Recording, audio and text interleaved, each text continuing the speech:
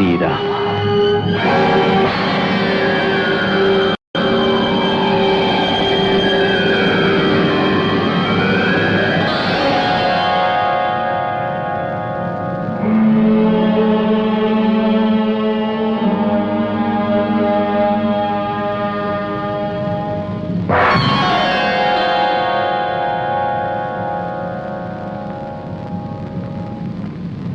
హనుమ, ఇది నీకు ధర్మం కాదు.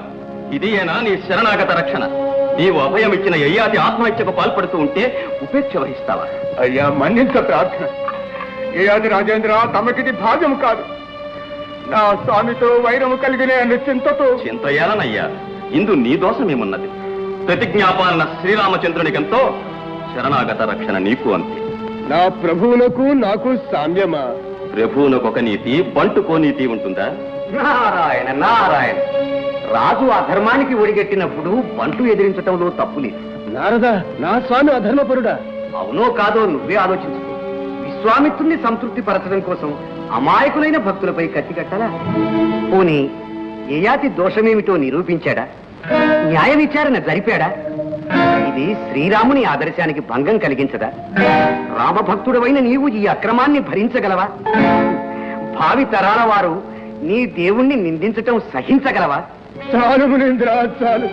నా స్వామిపై నిందపడిన ఈ దాసుని ప్రాణాలు నిలిచేనా? ప్రాణత్యాగం చేసినంత మాత్రాన భక్తుని బాధ్యత తీరిపోదు.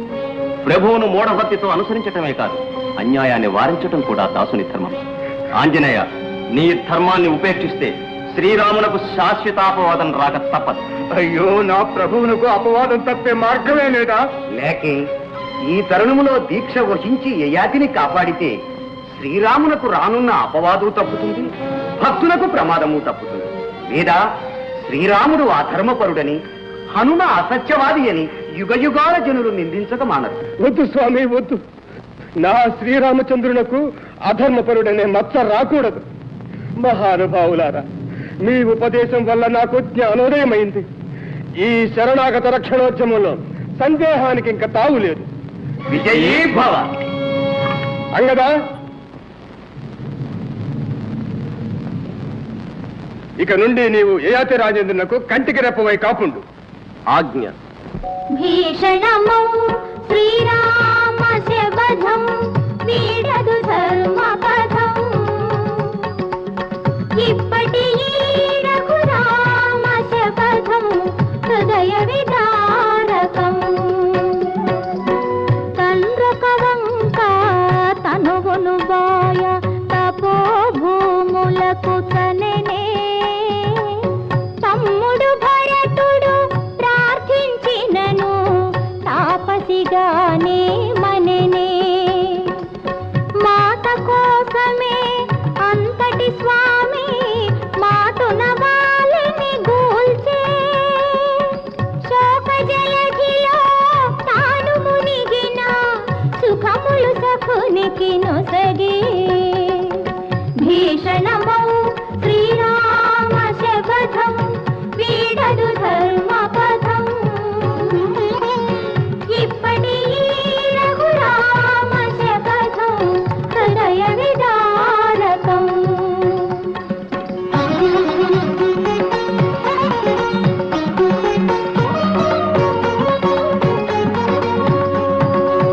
దారిన సంగక దర్పము తోపిన సాగర గర్భం చీల్చే.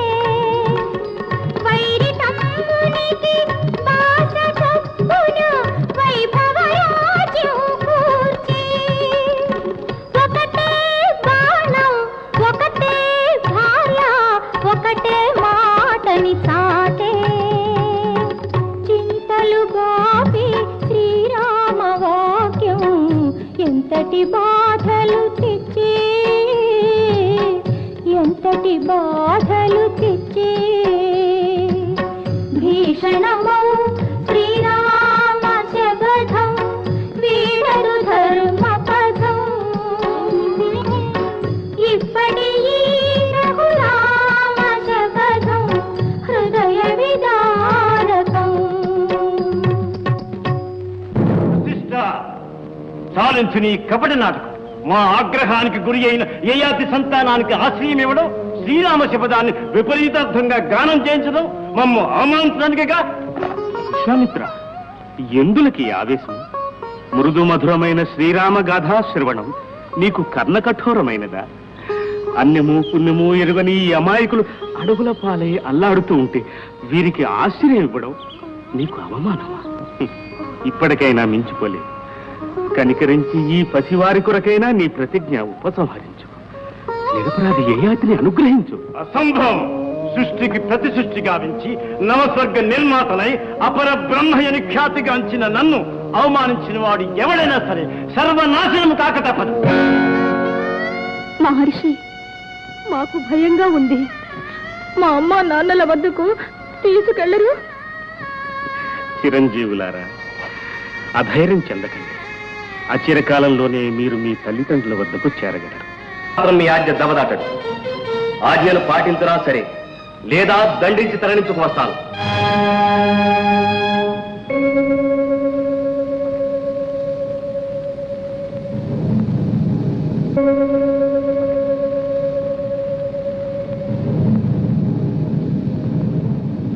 అంగదా అంగదా, భరతుడు మనపై దండయాత్రకు వస్తున్నాడు. ఓహో, అటులనా?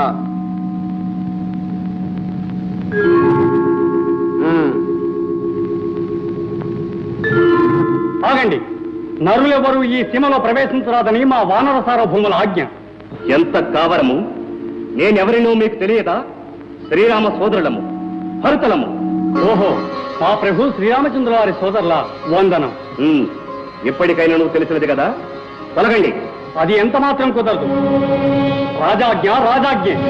ఓహో, భరతుల వారా? పాపం, ఎండగన్నిరుగని సుకుమారులు ఇంత దూరం శ్రమపడి ఎందుకు వచ్చినట్లు?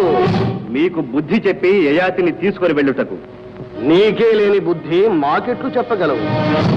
వీరాధి వీరులైన ఈ వానరుల రక్షణలో ఉన్న యయాతిని తరలించుకుపోవడం మేనమామ గారింటికి మేనాలో తిరగడం కాదు.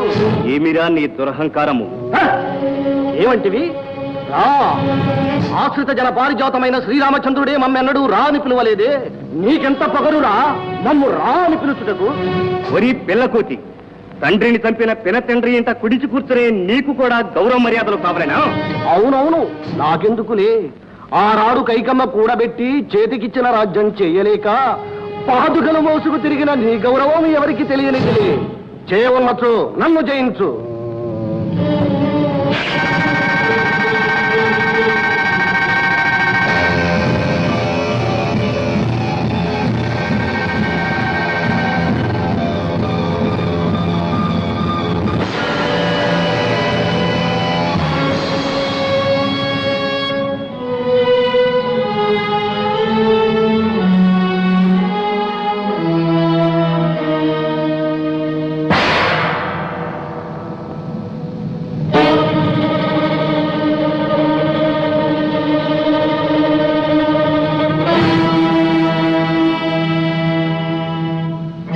శ్రీరామచంద్ర,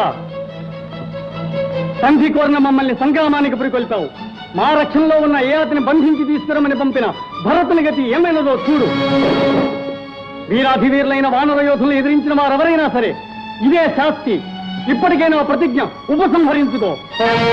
తమ్ముడా భరత, తమ్ముడా, నీకప్పుడే 100 ఏళ్లు నిండెనా? అన్న చేతి అస్త్రం మొంటి వాడి నలిపదికి నా ఆజ్ఞను శిరసావహించినాడు. నీవు లేక ఈ శ్రీరాముడు ఎట్లా జీవించగలడయ్యా?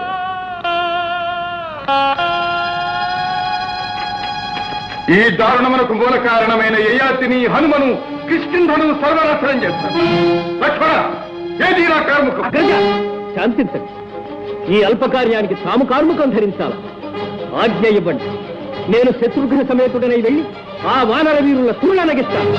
ఆ యయాతిని బంధిస్తాను. తగిన ప్రతీకారం చేస్తాను. జాంబవంత, వయోవృద్ధుడు, నీకు కూడా బుద్ధి పెడతలబట్టనా? ఈ రాఘవులతో యుద్ధము అనర్థదాయకమని తెలియదా? ఇంత విశ్వాసఘాతుకమా? సౌమిత్రి, ఆ విశ్వాసమే మీకున్న ఎడల మా రాయవారం తిరస్కరించురా. మాతోనే రణములకు సిద్ధపడేదరా?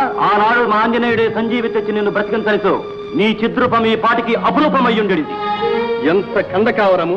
అడవుల పాలై అల్లాడుతున్న మీకు కిష్కింధారాజ్యం ఇప్పించినందుకు గర్వాంధులై గొర్రె కొండను ఢీకొన్నట్లు మమ్మే ఎదిరించురా. సౌమిత్రి సమరమునకు వచ్చిన నన్ను సమంజసమే.